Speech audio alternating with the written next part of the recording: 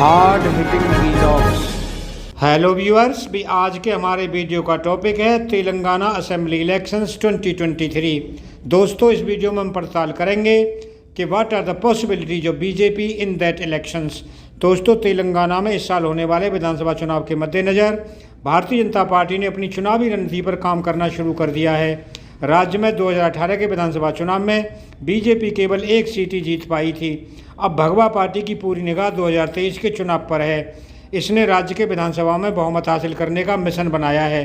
दोस्तों, भाजपा ने 2019 में राज्य की 4 लोकसभा सीटों पर जीत दर्ज की थी। इसके बाद 2 विधानसभा उपचुनाव जीतकर और ग्रेटर हैदराबाद के नगर पालिका चुनावों में प्रभावशाली प्रदर्शन करके पार्टी ने अपनी स्थिति और मजबूत की थी। 2018 के विधानसभा चुनावों में बीआरएस ने 88 सीटें जीतकर सत्ता बरकरार रखी थी। दोस्तों, 2018 के चुनाव में बीजेपी का सिर्फ एक कैंडिडेट राज्य के सदन में पहुंच सका था। तब पार्टी केवल 9 विधानसभा क्षेत्रों में दूसरे स्थान पर रही थी। अधिकांश सीटों पर उसके उम्मीदवारों की जमानत भी जब्त हो गई थी। हालांकि कुछ महीने बाद हुए लोकसभा चुनाव में बीजेपी ने सबको चौंका दिया था। पार्टी ने न केवल सिकंदराबाद सीट को बरकरार रखा था, बल्कि टीआरएस की 3 अन्य सीटें करीमनगर, निजामाबाद और आदिलाबाद सीटों पर भी जीत हासिल की थी। दोस्तों, पिछले विधानसभा उपचुनावों में हुजूराबाद व दुब्बक सीट पर जीत ने भी भाजपा का मनोबल बढ़ाया।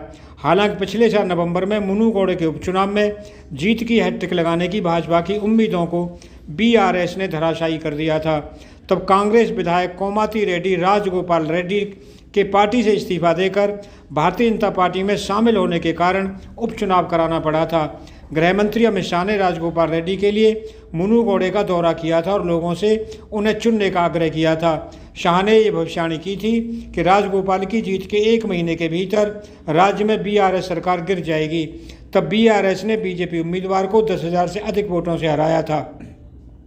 दोस्तों, भाजपा ने पिछले चुनावों में 150 सदस्यीय नगर पालिका निकाय में अपनी संख्या में 4 से 48 तक का इजाफा किया था। इस जीत के बाद भगवा पार्टी को आने वाले चुनावों में अपने लिए एक मौका दिखाई देने लगा है। यही कारण है कि पार्टियां अपनी पूरी ऊर्जा झोंक रही है। पिछले कुछ महीनों में प्रधानमंत्री मोदी, गृह मंत्री अमित शाह, जेपी नड्डा और कई केंद्रीय मंत्रियों के दौरों से पता चलता है कि पार्टी तेलंगाना को कितना महत्व दे रही है। दोस्तों, राज्य पर भाजपा का ध्यान इसलिए भी है क्योंकि मुख्यमंत्री के चंद्रशेखर राव राजनीति में महत्वपूर्ण भूमिका निभा रहे हैं, लेकिन भगवा पार्टी उनके घरेलू मैदान पर ही उन्हें मात देने की हर संभव प्रयास कर रही है। कई केंद्रीय मंत्री और भाजपा के वरिष्ठ नेता राज्य की ओर रुख कर रहे हैं। अगले कुछ दिनों में कई केंद्रीय मंत्रियों का तेलंगाना में कार्यक्रम है। उम्मीद है कि प्रधानमंत्री भी हैदराबाद में एक जनसभा को संबोधित करेंगे।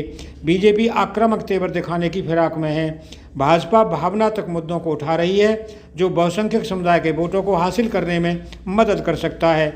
वहीं कई दलों की मौजूदगी से एंटी इनकम्बेंसी वोटों का बंटवारा हो सकता है, जिसका बीआरएस को फायदा भी हो सकता है। राजनीतिक पर्यवेक्षकों का कहना है कि भाजपा उत्तर तेलंगाना पर ध्यान केंद्रित करेगी, जिस क्षेत्र ने पार्टी को 2019 में 3 लोकसभा सीटें दी थीं। इसके अलावा बीजेपी की निगाहें ग्रेटर हैदराबाद और उसके आसपास के जिलों में भी अच्छी खासी सीटों पर होगी।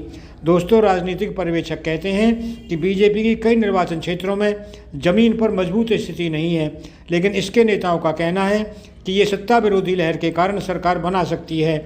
उन्होंने कहा कि पार्टी ये कहानी बनाने की कोशिश कर रही है कि आगामी चुनाव केवल बीआरएस बनाम बीजेपी होगा। दोस्तों, अगर आपको वीडियो पसंद आया हो तो चैनल को सब्सक्राइब करें, वीडियो को लाइक करें, ज़्यादा से ज़्यादा शेयर करें। आप लोगों का बहुत बहुत धन्यवाद। Thank you very much.